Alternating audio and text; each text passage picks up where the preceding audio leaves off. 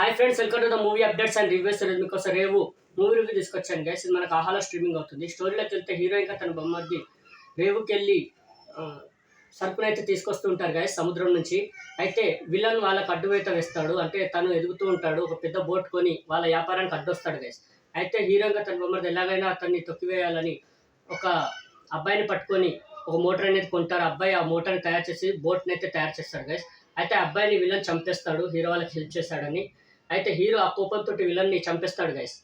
దాని తర్వాత ఊర్లోకి విలన్ ఇద్దరు కొడుకులు వస్తారు గైస్.